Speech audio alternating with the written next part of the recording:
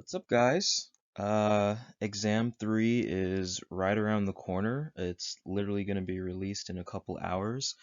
Um, I promised an explainer video on some of the course materials for this unit, some of the chapters, and I was trying to get it out earlier, but I underestimated how much time I would have this week, so this is a very late in the game push, but I wanted to get something out to you, so hopefully maybe this is just a little refresher video that you watch right before you do the exam, and I'm just gonna, speed run through some of the course content, just as a very brief refresher for some of it. Well, hopefully brief.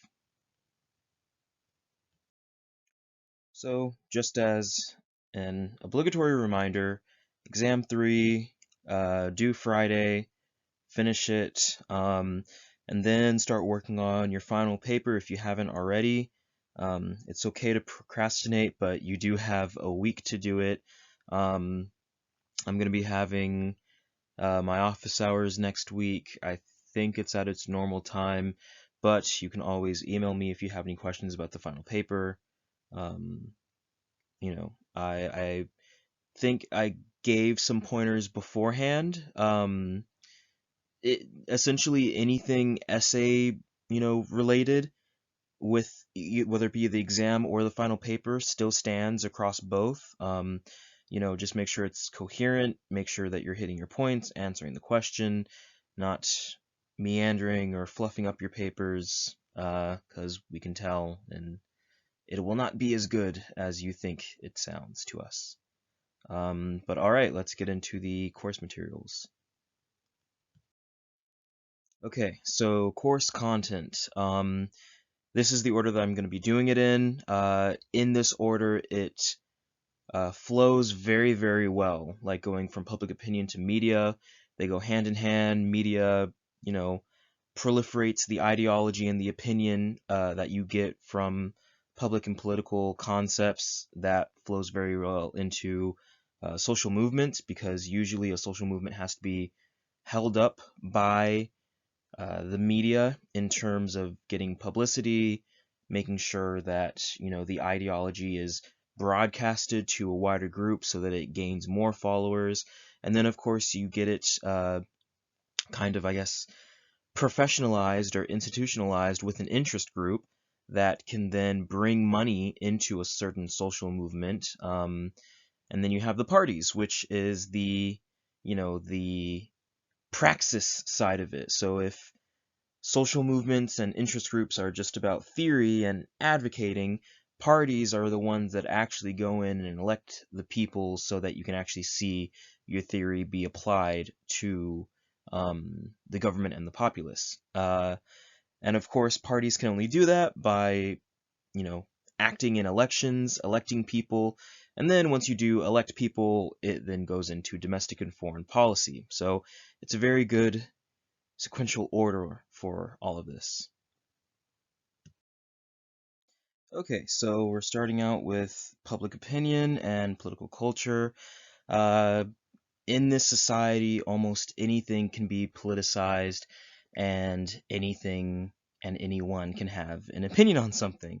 So, of course, politics, in which it governs our life so intimately, is going to get somewhat of a, social barometer for certain things in politics. So we want to measure approval, we want to measure disapproval for things, because not only will we see what is you know likely to be on the ballot, what we need to prepare ourselves in, understanding the intricacies of laws or uh, policies that are in the pipeline. We need to either, validate it by voting or oppose it, whether it be by, the admission of voting, voting for the opposition, um, forming legal arguments for the, striking down of a certain bill or a law, advocating, calling Congress members. So there's a lot of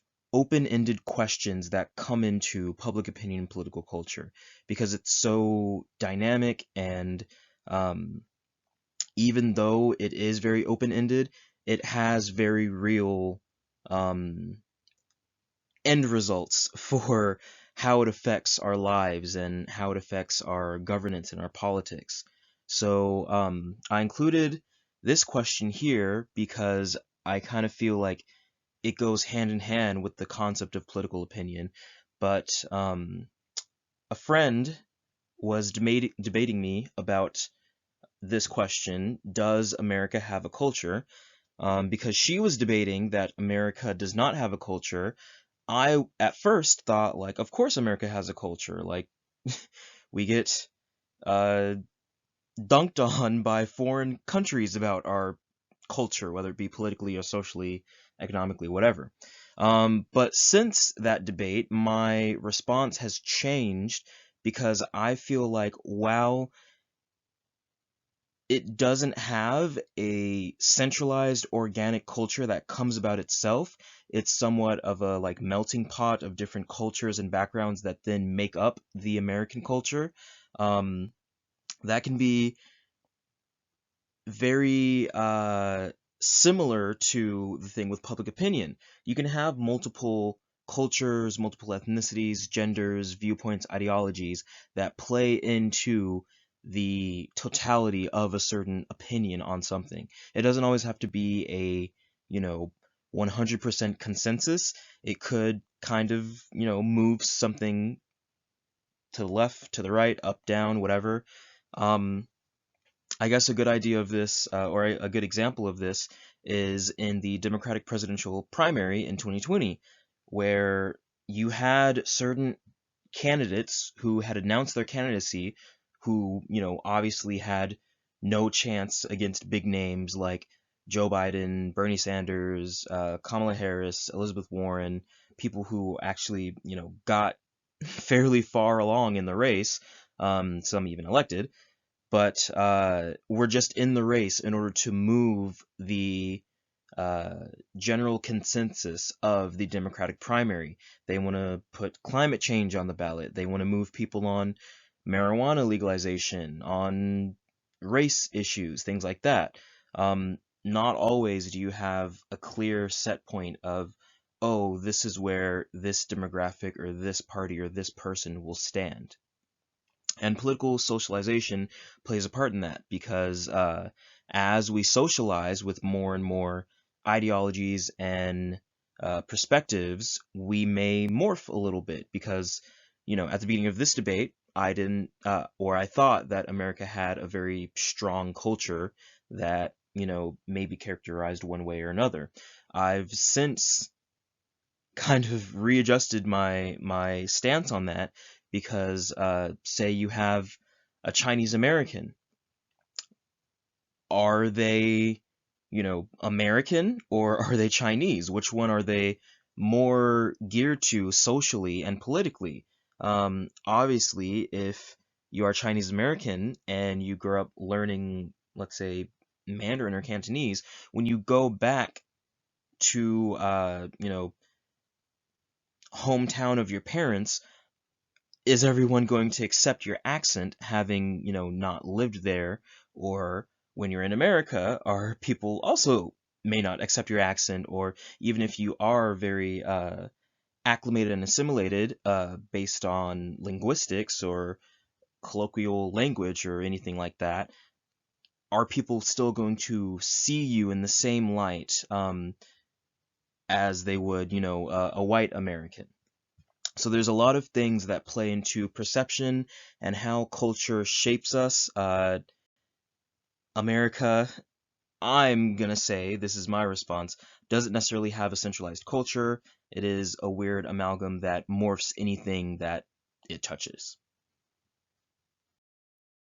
So this is an excerpt from a paper that I wrote a couple years ago during a research project where I looked at political ideology and how it can be um, kind of solidified as a scientifically proven social category.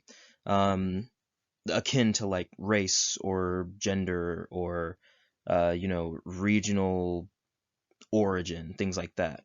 So I'm not going to read it. It's a very long quote. There are other quotes like this. But essentially, how does political ideology manifest itself in a personified thing with, personal commentary, decisions, motives? How does it morph into something that is, innate within you, within your political orientation, based off of socialization, and how does that, you know, move your actual motivation? So there's a lot of things that can go into this, but I'll say here I mentioned the Overton window. Um, More on that later, but it is essentially the like political range or the centralized political range of American politics or in any nation.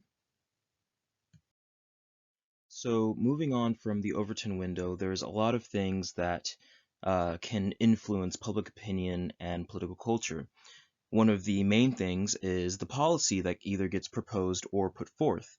Um, Policy diffusion from the executive branch is one of the main things that can, set the tone for whether it be like a political party or just the political ethos of America as a whole. And by policy diffusion, I mean how do the policies and proposals coming out of the executive branch influence whether it be congressional candidates and their stance on things?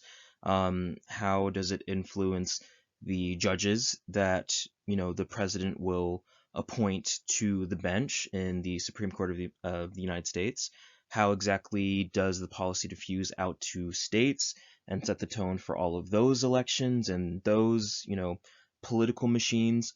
How exactly does all of that deal in political opinion? Because obviously you need to have some sort of consensus in order to put forth a policy. Um, Obviously, if you're elected and you propose something that's very unpopular, guess what? Later on, you're going to have to face democratic responsiveness, and you might get primaried, you might get ousted on your election. So there's a lot of things that do play a role in public opinion, but policy is one of the best indicators of how people will receive you. Um, this example, the 2010 Obama Race to the Top campaign, which was policy diffusion for the education department, that is one of the big examples that led to a couple things down the line, but we'll get to that. So in 2010, new president Obama essentially wanted to revamp the education system in America based off of Common Core, new standards, reading comprehension, standardized testing, things like that. So instead of just writing an executive order or nudging Congress to write something and then debate it out, litigate it, whatever, he instead just used money as a way to diffuse the policy. So the Department of Education had a lump sum of money. They told the states, hey, for any state who, you know, checks all the boxes on this educational wish list for your school districts, you are in the running to win a sum of this money. Or I guess not a sum, but a portion of this money. I think it was like a couple hundred million or billion, probably a couple billion. I forget the number. But essentially, he was able to do this without exerting political capital because he didn't have to, schmooze with congressmen. He didn't have to uh, do XYZ to draft up an executive order and have people say, oh, this is a very big overreach of power. It was just a, hey, states, do this if you want this money, and states, of course, are going to do it if they wanted the money. This did lead to a couple Republican governors to sure go along with the proposal, but have some backlash saying that he was wielding too much power, even with this very diminished, like, alternative approach. But it set the stage for, Republican governors being against him on things like healthcare. We were trying to get a managed care bill passed, and many of the Republican governors didn't want state Medicare or Medicaid because once you introduce it, healthcare is very expensive, and sure, the federal government will give you a lump sum of money to get it kickstarted, but over time there is cost to it, and a lot of the states did not want to take on that cost, especially if that first initial sum of money came with the stipulation of, hey, continue this for 10 or 20 years, and after 10 years that federal money, is going to get tapered out, and you don't really want to do more to extend that 20 years. So big backlash for, flexes of big government. But another example that is very akin to this is the Newsom recall, which just passed, or I guess not passed, but was in the past in September.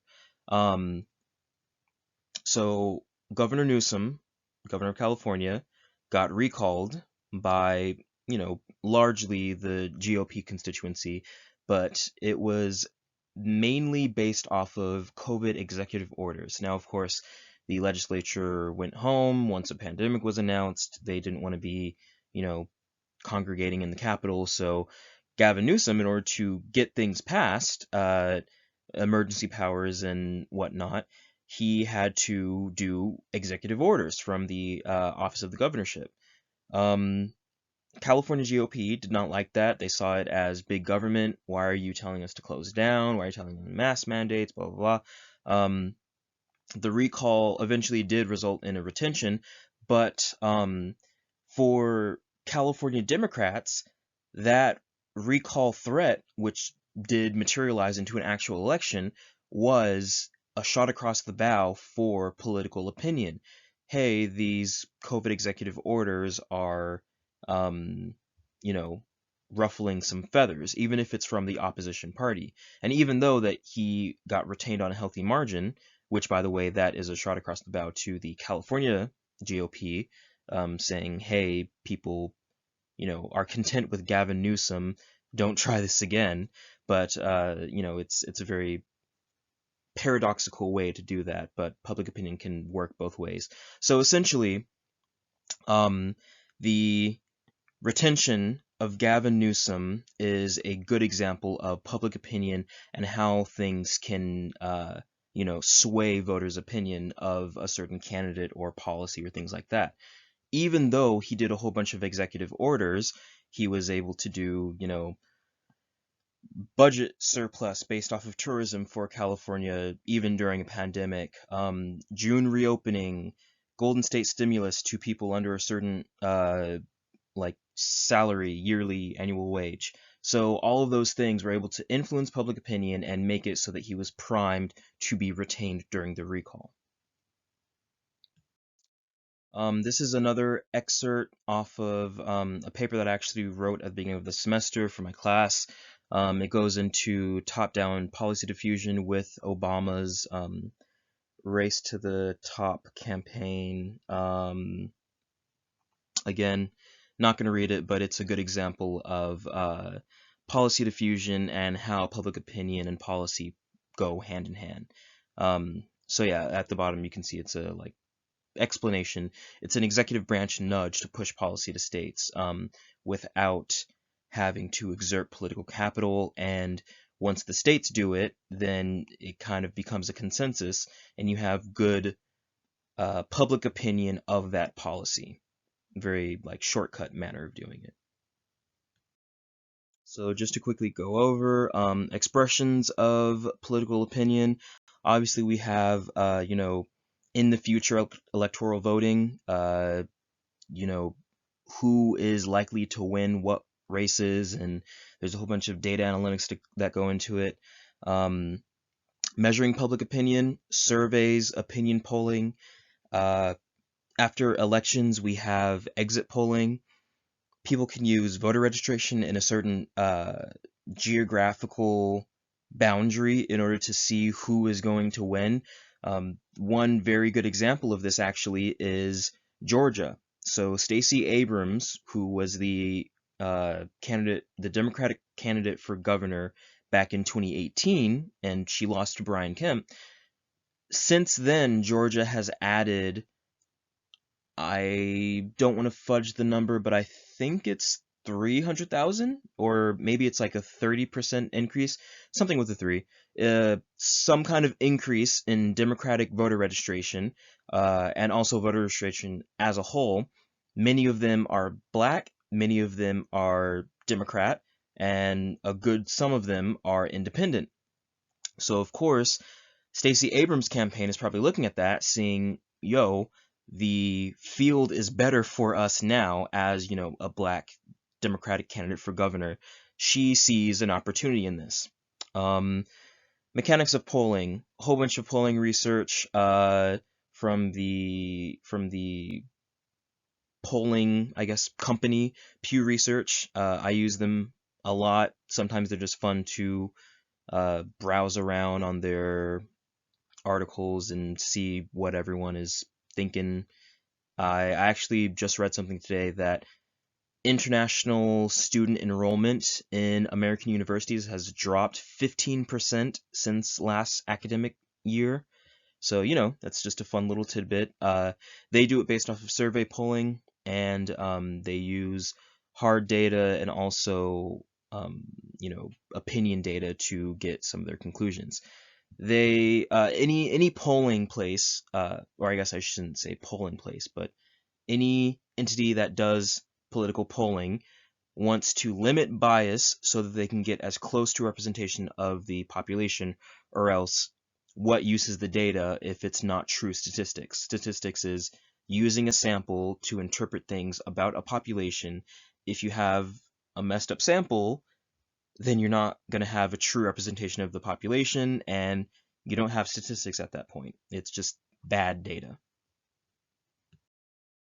For public opinion, race and gender play a very big role.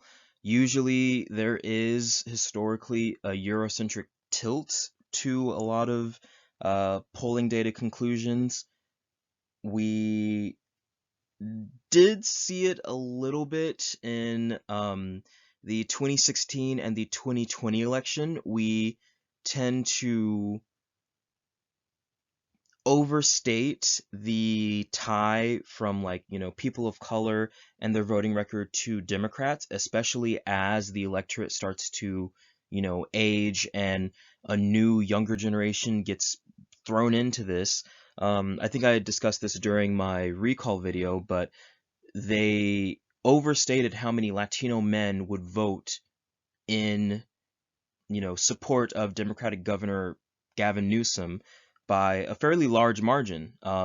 And that's because, certain things are not broadcasted to this younger generation. They don't really care about the policies from 20 years ago with Gray Davis or whomever who may have, made immigration law better in California.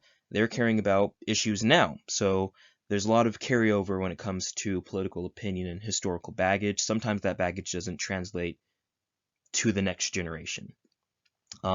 Also, a lack of cultural awareness for a lot of people of color in America. Some are not willing to send in, surveys to some anonymous organization that's doing polling. They fear deportation. Sometimes they don't have time because of work. A lot of people of color in America are usually service workers.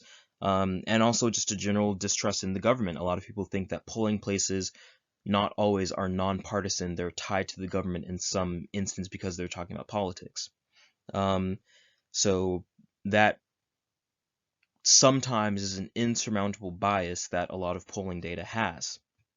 The Bradley effect is the effect that polling can have based on race. Some white survey takers will overhype their support for black, usually liberal candidates as a way to seem more in group.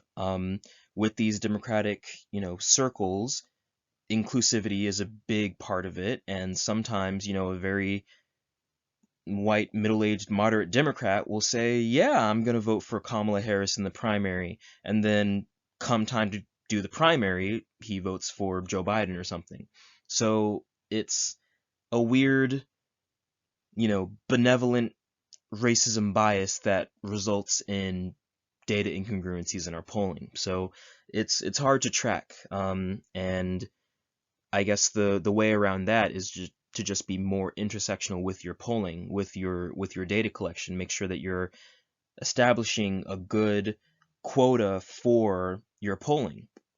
Make sure that if you have a population of 20% black, 50% Asian, 30% white, you shouldn't have in your polling, in your sample, 5% black, 5% Asian, 90% white. You're not going to get a true to form representation of the population. Okay, on to media, and I may go a little bit quicker because we're almost at half an hour and I've gone through one section, but let's power through this. So politics and media, obviously very intermingled with each other. The Trump 2016 campaign literally ate this up. Any shock value thing that they did was just adding to their support. Essentially, it was free media. It was free advertising, even though they didn't really have to, actually pay for that advertising. So candidate salience in media results in overexposure, but of course, no, what is it? What's the saying? Bad press is still good press, so there's no bad press. Um, there's a really weird historical thing with that in the 2000s. So in 2008, the Obama campaign and the Democratic National Committee were able to, you know, seize this opportunity of, new internet social media landscape. And after they used it so well, Republicans came in, they were like, hey, we're having this Tea Party movement. We see how well Democrats used this. I think, actually, I think this is on the next slide, but Marco Rubio seized the opportunity to use internet to his benefit, to the party's benefit, and now you have, social media groups and little internet pockets with large conservative traffic and visitors to websites and things like that. Uh, and of course, right now you're kind of seeing the second or third wave of that. You have all of your, podcast radio show hosts, Glenn Beck, Tommy Lahren, Steven Crowder, things like that. So media is the perfect way to disseminate your political ideology, and the better and more, intertwined with regular life you're able to get that, the more beneficial you're going to be in terms of, reaping the electoral benefits of that. So this right here is an excerpt from another paper that I wrote on the Tea Party movement. It was kind of like a political psychology analysis on the movement. Again, not going to read it, but this shows how media is able to effectively feed off of political ideology in terms of, traffic, advertisement, things like that, but then also lead to electoral victories, because obviously the GOP riding the Tea Party movement were able to take back Congress and eventually the Senate in the 2010 is when they got the House, and then 2013 I think is when they got the Senate. Also in media, you have yellow journalism. It's a form of journalism that's been around for a very, very long time. It's meant to sensationalize, but now we have a different beast. It's deep fakes. It's the omission of facts, alternative facts, misleading sound bites, editing video to make it seem like someone said something, or leaving out a very important point, things like that. So all of these methods are still relevant today, but on steroids because it seems like it's concrete evidence. You have a video, it's not just like words on paper. So now it's altering how we consume political media. It's a good thing to kind of think psychologically about the media that you consume because uh, based on demographics like political ideology, race, ethnicity, age, gender, we all consume media differently. So one clip to me could be different to you, even though it's the same exact clip. Um, there's a lot of research on that. Go read it in your own time. Or don't, I don't know. Agenda setting. So a lot of this yellow journalism sometimes does affect how we introduce policy into the government. Obviously, right now, a big thing is critical race theory in, you know, primary schools and elementaries and middle schools, which it's actually not taught at that level, but media will make you think that it is. Um, Usually it's not taught until late high school, early college level courses, to be honest. So boom, agenda setting. You take a political concept, you run it through the media a couple times.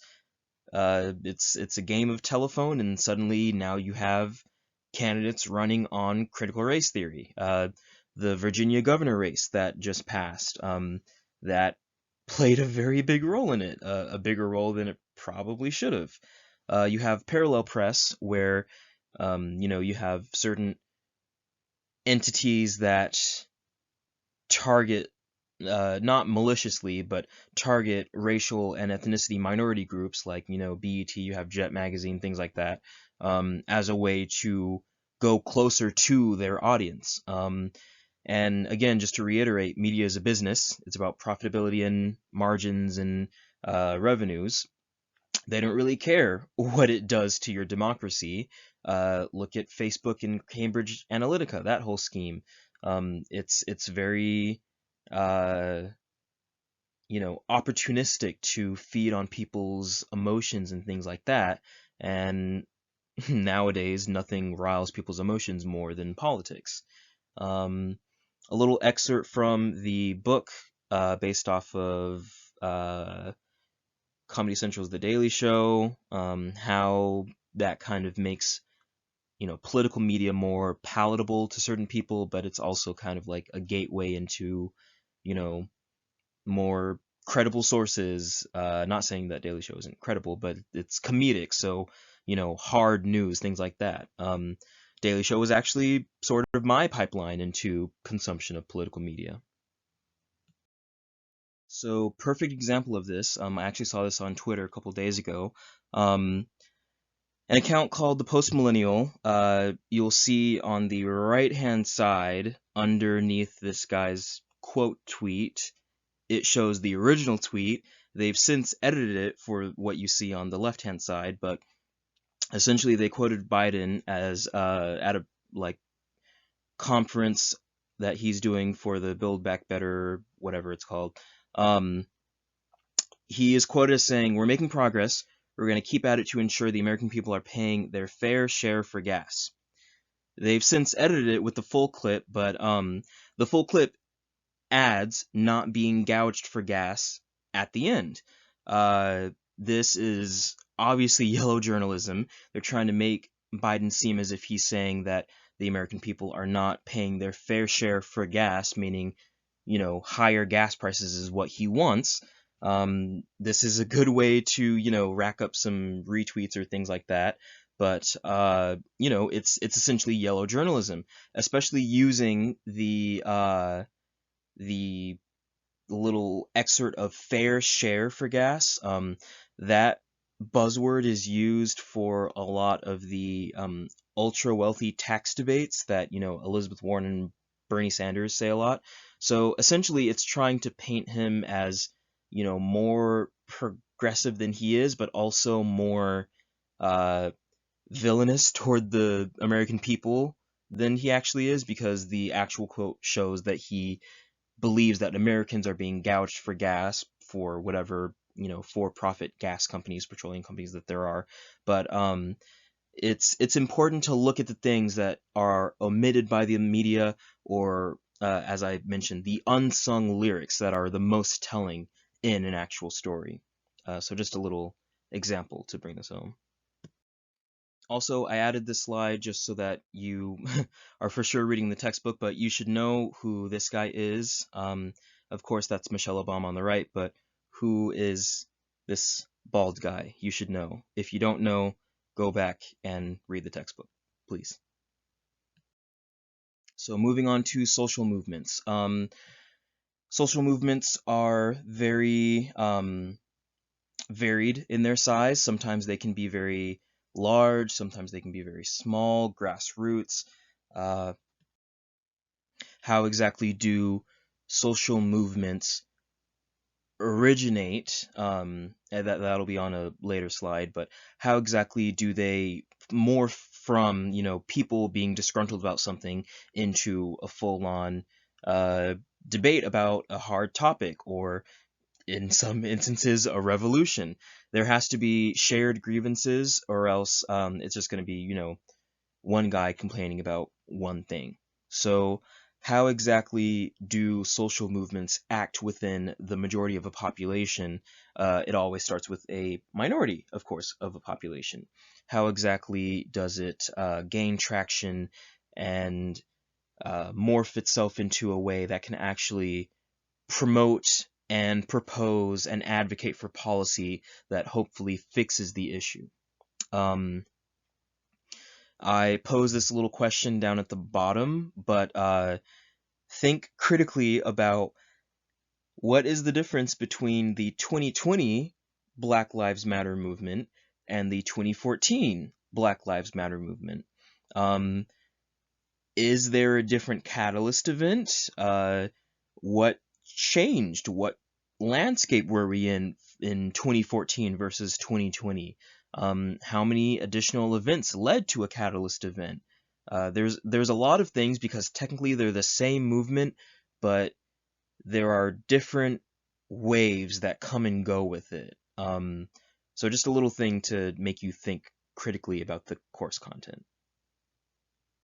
Most social movements have a powder keg moment, which is, a catalyst moment, I think is what the textbook says specifically, but it's something that leads to the, popularization, or the like, breaking point, the breakthrough into media and things like that for a certain social movement. So climate justice movement, Greta Thunberg and all of that, it came out because of these scientific revelations that show that potential inhabitability of the Earth is what we're hurtling towards if we don't fix certain climate policies. Of course, Al Gore kind of, brought this to the spotlight in American politics, but of course it's seeing a resurgence with, I think she's Swedish, Greta Thunberg. She is a climate advocate and climate activist, particularly because she's young. It's not some old guy spouting about it. It's a young person, so it kind of has more visceral feel, because a lot of the rhetoric is, young people will grow up and create technology to fix this. What if we don't have enough time to do that? So obviously you've seen this movement kind of like taken over by a very young population. Black Lives Matter 2013, 2014, catalyst was the acquittal of George Zimmerman, the shooting of Trayvon Martin, the death of Michael Brown and Eric Gardner. Um, and then it morphs into Black Lives Matter for 2020, the death of George Floyd. This one was obviously much bigger than the movement previously was. It was even global, even though it's technically an American movement. But, certain catalysts will ramp up a certain social movement. Anti-war movements. There's some in the 60s, some in the 2000s, Vietnam War, Iraq War.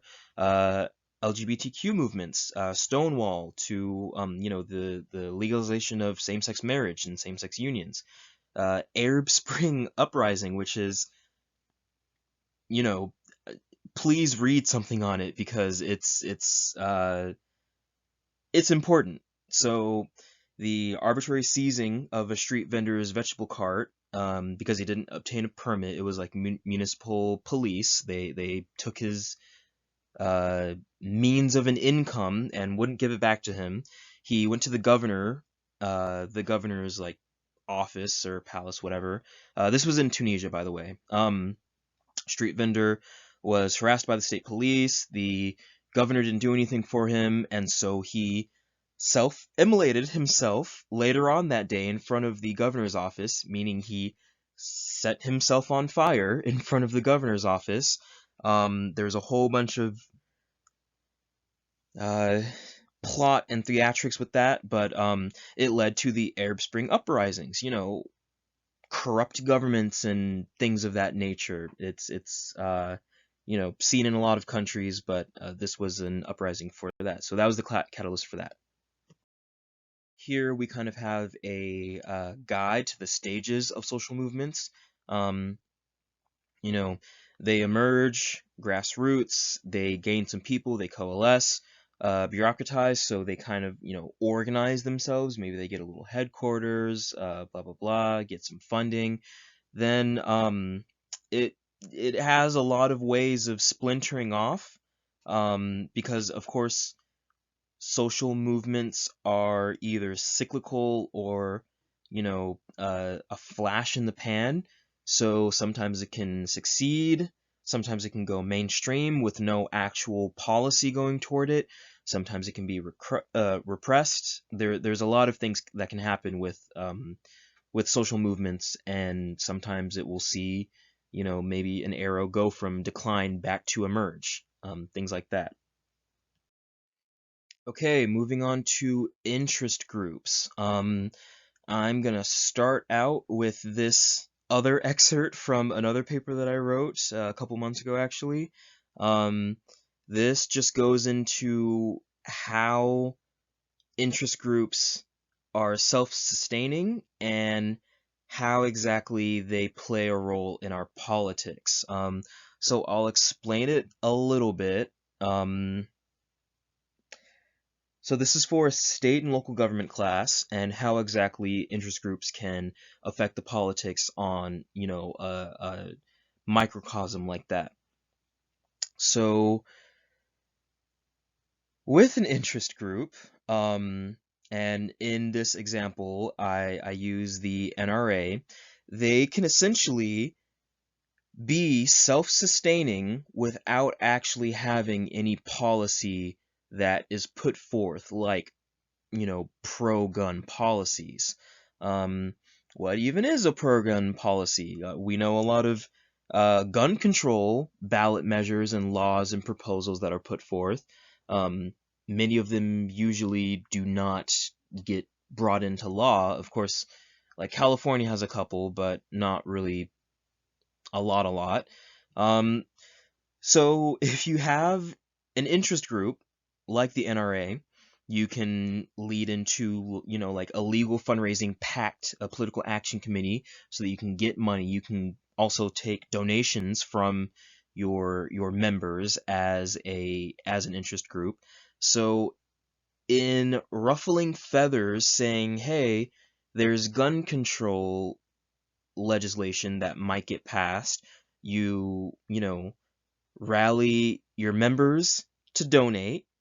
You use that donation money to fund political campaigns for people who will for sure not pass that gun control laws, and you use that PAC money, the political action committee money, to fundraise also to either self-sustain the organization, to bring in revenue, to use fundraisers, use for more donors. So that it's a big money game.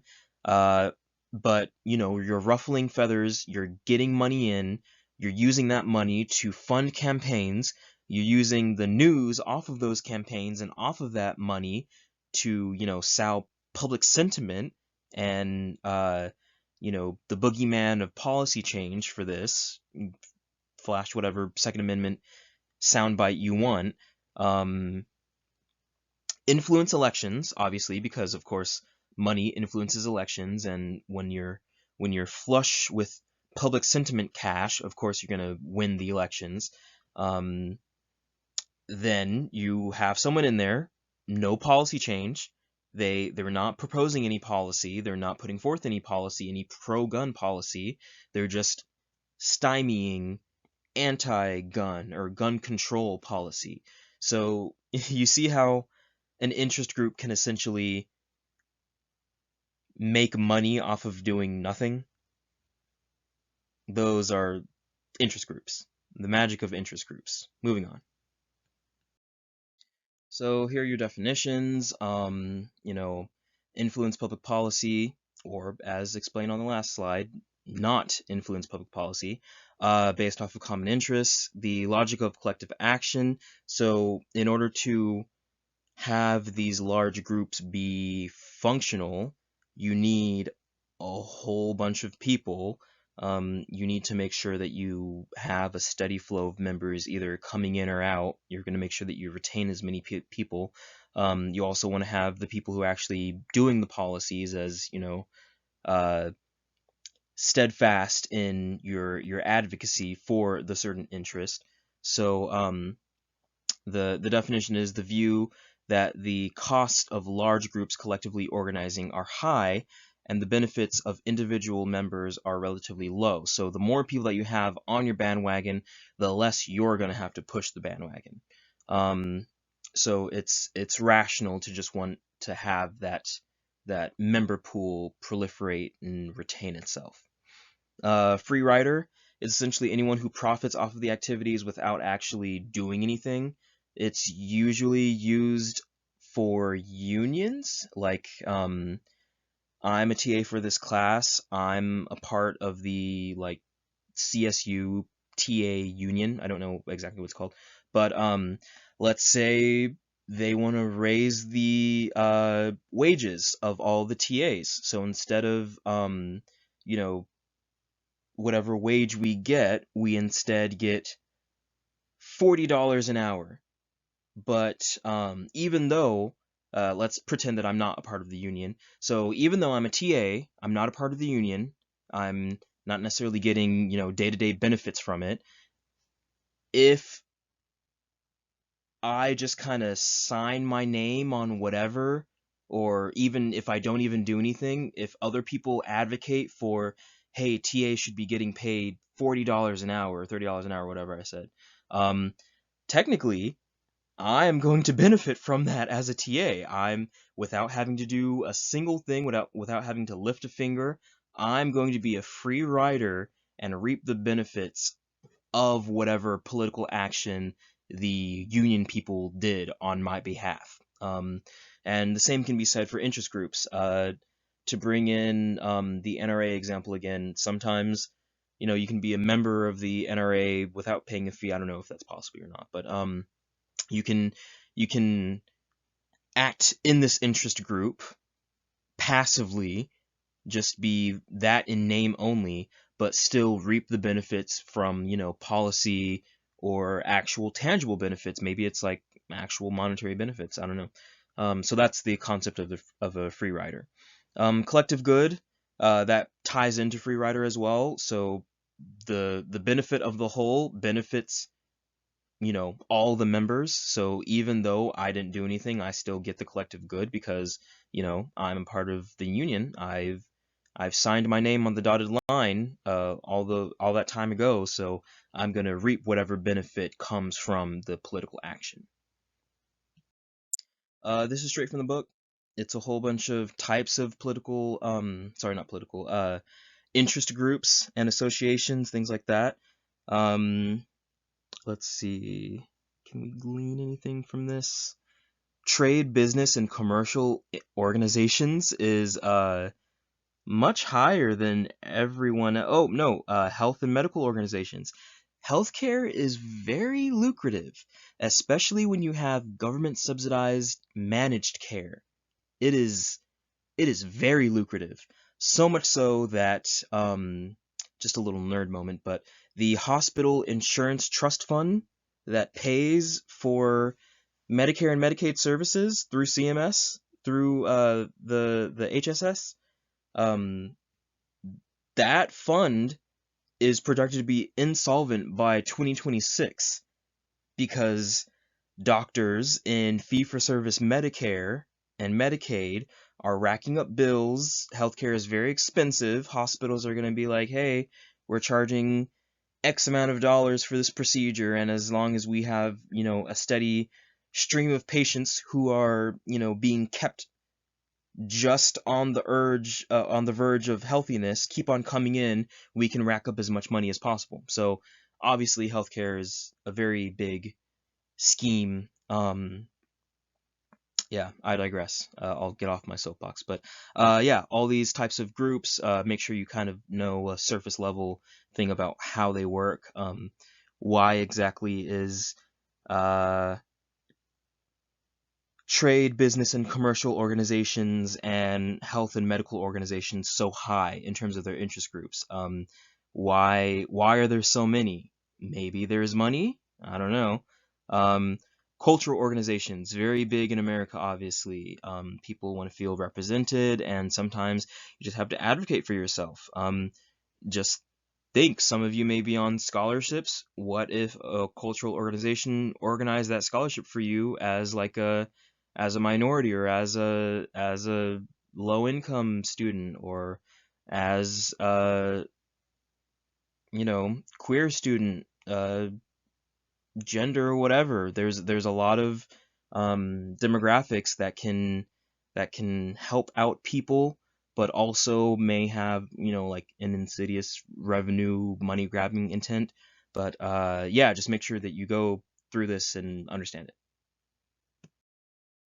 Okay, continuing on with interest groups. This is the iron triangle of death. You have all the actors within a certain, political sphere. This is the process that interest groups play a role in.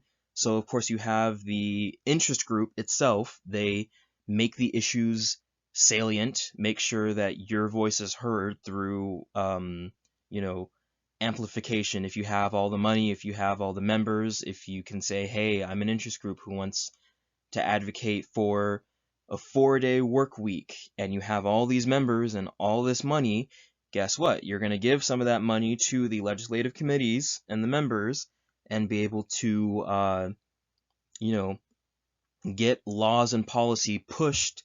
That then gets pushed to the members of the bureaucratic agency, who is going to make sure that whatever company is abiding by a 4-day work week, and the agency is going to look to the interest group to say, hey, we want ideas on how to implement this law. Like, we need to implement this law because the legislative committee members told us to. So the interest group can kind of like set the boundaries of, oh, you do it by, cutting the Friday in half, or having people work this amount of time, make it Monday through Thursday, Tuesday through Friday, have an extra day in the middle of the week, blah, blah, blah.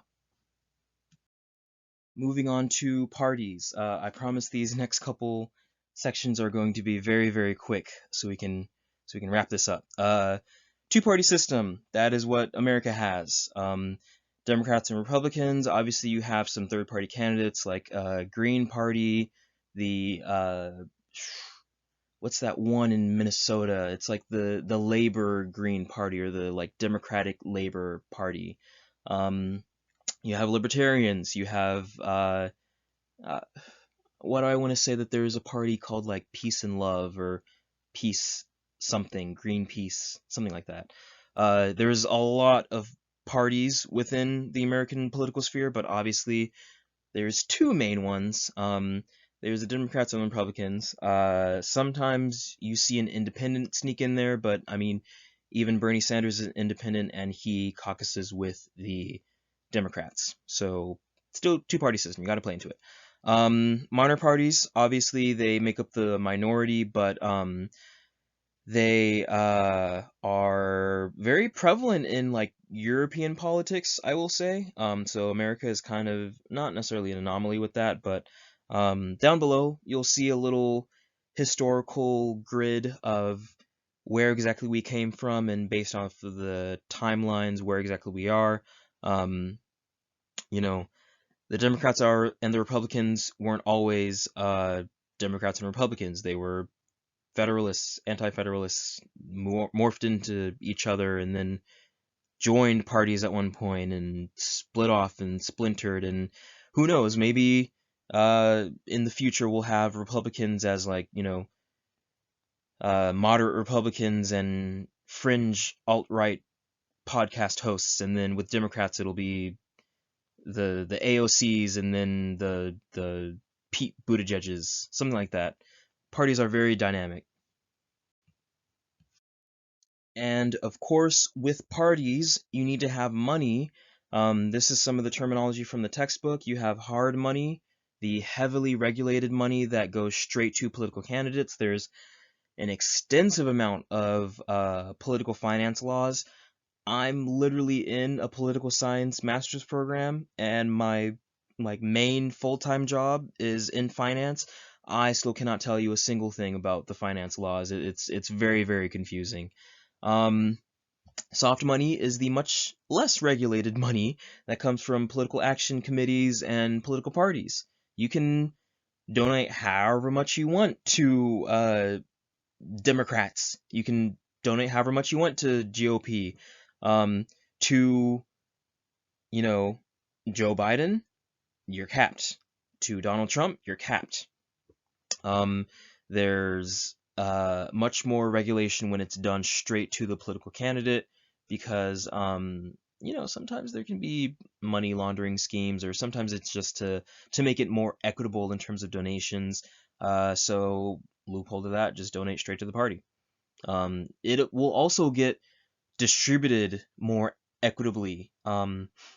So I know in 2018, Beto O'Rourke had a lot of money, like a lot of money, and a lot of people were not that happy with his campaign after the fact when, certain Democrats lost in the Northeast, I think, like in Minnesota and the Northeast.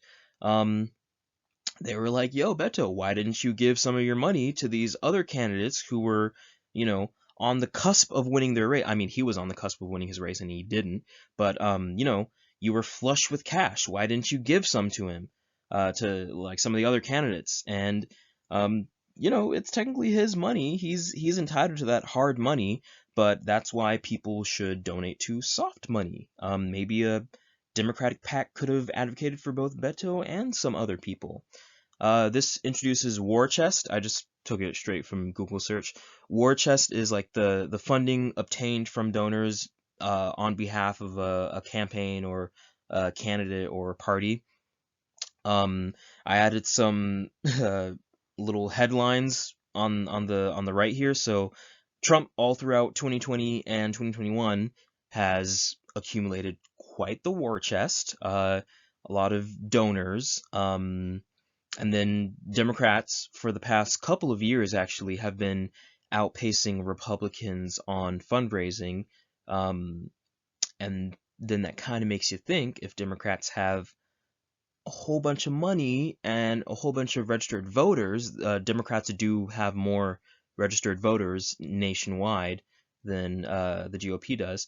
Why exactly are they so bad at doing elections? Is it an internal thing? Is it a strategy thing? Is it a gerrymandering thing? Who knows? But that's the money politics of parties. And here's a slide on partisan identification based off of race and ethnicity.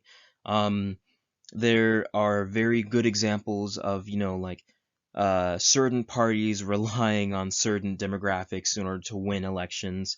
There are many cases where the independents will determine the election. Like, what is the independent swing? Because obviously, if you're in a two-party system, but you register as independent, you're gonna have to vote some kind of way. So, I'm willing to out myself. I am independent on any non-election year. Once it is election year, sometimes I do. Well, I've only done it like twice, but I register as like a Democrat to participate in the primary because California has a jungle primary. You can only, vote in the primary of your party, and of course I don't want to sit out a primary. So yeah, there's a large intricate breakdown, and this is actually the data that a lot of uh, party strategists and political analysts use in order to, do things like creating the congressional maps, which is what they're doing right now. They see how many black registered Democrat voters are in Irvine, and, based off of that number, how can we gerrymander this district so that Katie Porter has less black Democrats in her district, things like that. Um, Obviously, that wouldn't happen because California has a independent commission, but still. Elections. My definition of an election that I love saying is elections are mechanisms for political accountability. Um, you cannot have political accountability without an election of any kind. Usually, when you're in some of those countries where the elections are like for real rigged, where you're getting harassed at the polling booth, or polling booth is miles away, those are the countries with like very little political accountability. Um, House votes 2 times a year, Senate, sorry, not 2 times a year. House is 2 years a term, so we have an election for House of Representatives every 2 years. Senate is every 6 years, but it's staggered. I think in this upcoming, in 2022, there's maybe 30 something senators up for re-election, or um, some of them aren't necessarily up for re-election, but being elected to a full term, like Raphael Warnock in Georgia. He just got elected in 2020, but it was just to serve out the rest of a certain term. He's going to have to do for his full 6-year term in 2022. John Ossoff, on the other hand, also in Georgia, he gets to ride out until 2026, until he gets to be reelected again. President every 4 years, obviously. Midterms are on presidential off years, so 2018, 2014, 2022, things like that.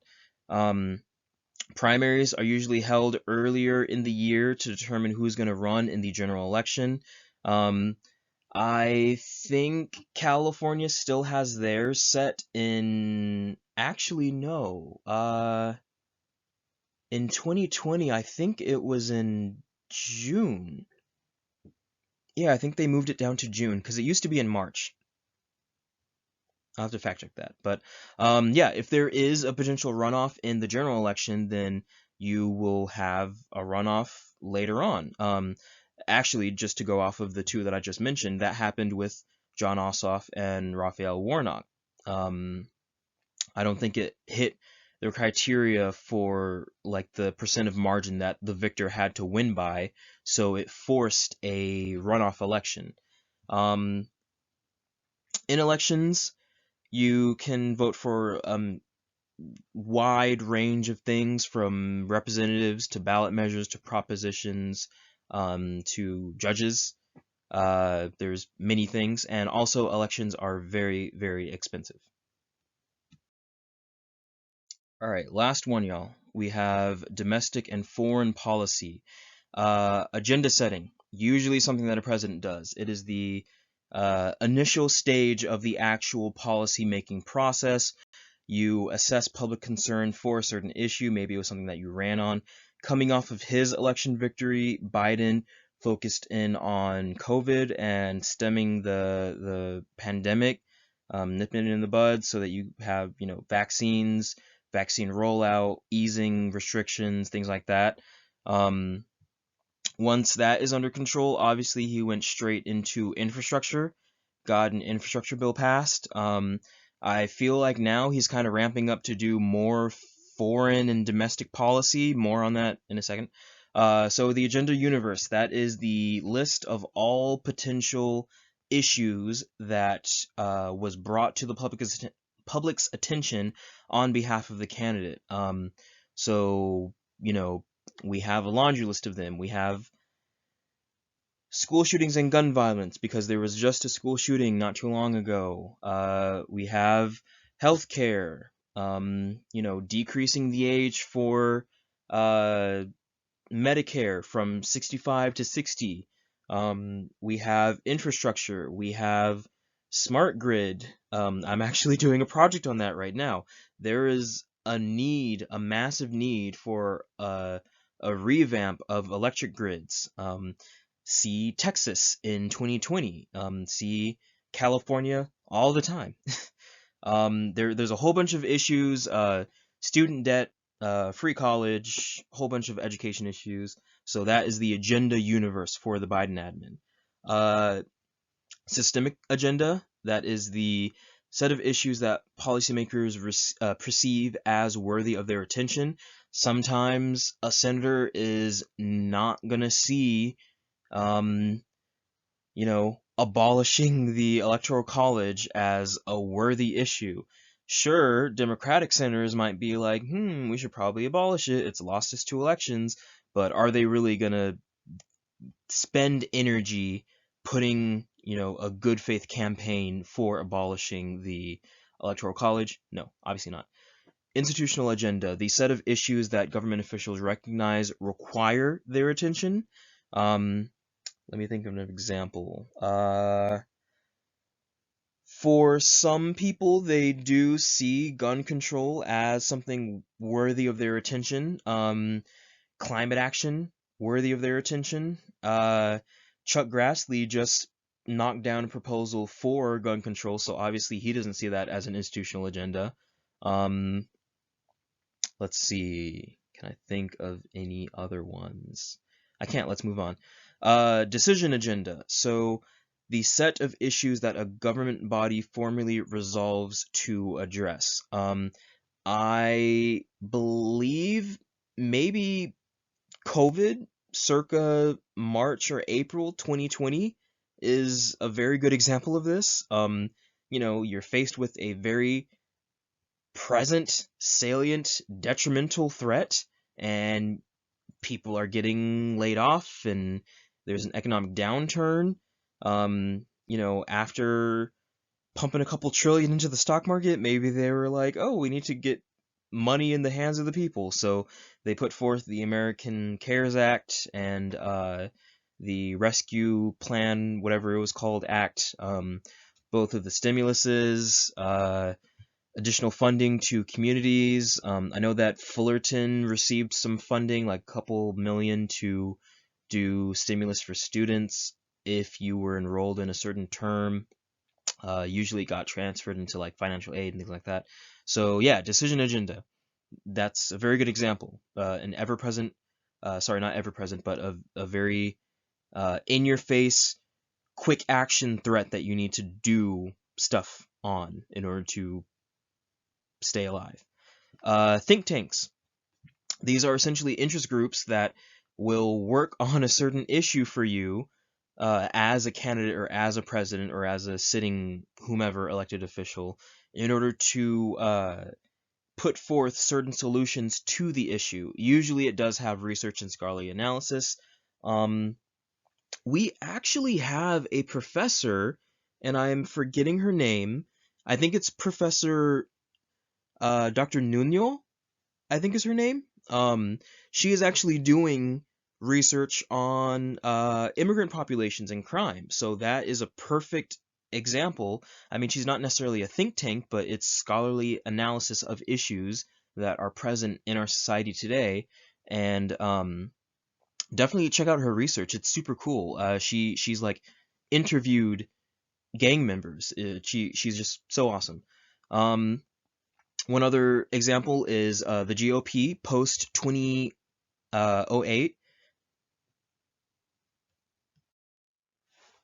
They were reeling from a three-pronged defeat in, both houses of Congress, the House and the Senate, and then also the executive branch, and they established think tanks in order to, see how they could utilize the Tea Party movement, see how they were going to obstruct Obama policies being put forth, They're gonna see how they could start with like a grassroots campaign to get into state legislatures, gerrymander the hell out of states, secure control of those, because, you know, they realized that the game isn't the federal government, the game is state and local government. If you're there, then you set the rules for a lot of things that pertain to the federal government, like district mapping, and you can rescind certain federal laws like abortion and things like that.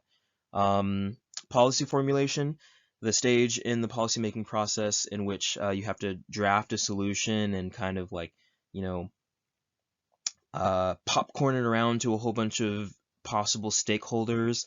Um, I'm trying to think of an example. Maybe I guess we could use Build Back Better plan and the infrastructure bill. So President Biden had hopes and wishes to kind of have an infrastructure bill, because all throughout the last, what, 8 or maybe even 16 years, we've been trying to get an infrastructure bill passed, and it had to get to a point where we saw, Texas in late 2020, where infrastructure and power grids were a very big issue. We had to see an actual detriment before we actually put forth a plan to do that. So that would be an example of policy formulation. You draft a solution, get the money, use Congress to exert power of the purse to kind of, reallocate and redistribute funds in order to put forth a bill that will then get, disseminated however you want. In a technocracy, which is using experts in government, policy formulation usually has very well-informed and expert-derived processes of generating these solutions. So it's very, it's like how in court you'll have expert testimony on like a psychological case or something like that. All right, second to last slide, we have domestic and foreign policy examples. These are screen grabs that I literally took today. The little beige ones are from an excellent website. Definitely subscribe to it. It's called the Financial Times. I read it almost every day. So Biden affirms U.S.'s unwavering commitment to the Ukrainian sovereignty. This is an example of foreign policy. Biden just boycotted the Beijing Winter Olympics, much to China's dismay. So right now, Biden is kind of gearing up for a lot of foreign policy now that infrastructure is passed, and he can do like little passing things with domestic policy. Now he's kind of focused on America's, superpower status on a global scale. How exactly do we court our allies across the globe? And backing Ukraine against the very autocratic, I guess, Russian oligarchy, going against China for what he cites as ongoing genocide, doing things like that to kind of push back against China and Russia, obviously very big competitors to the American government, and then kind of sticking up for little guys. I think that the Biden decision actually complicates our relationship with South Korea a little bit, but what do I know? I don't have that degree yet. I can't say things like that. And then just a little fun thing, China media pundit says that he hopes Joe Biden lives to see the LA Olympics boycott. So essentially, China's saying that they're going to boycott the LA Olympics already, but yeah, just a little funny thing. All right, moving on. So I hope this helped a little bit. It was an hour and 13 minutes. Oops, didn't mean to talk for that long, but good luck on exam 3. If you do happen to watch this video before you actually take your exam, I will be online today on my Zoom link for another class's office hours. I TA for 2 classes, but I am not expecting a lot of visitors for that one. It'll be Friday, December 10th, from 12 to 1. If you had any last minute questions, I'll be available, but other than that, good luck, and remember that you have a final paper due on the 17th. The module is right here. There's the screen grab. Instructions are there. Those are the links that you need to use, yada, yada, yada. I'll have my office hours on Monday, same time as normal.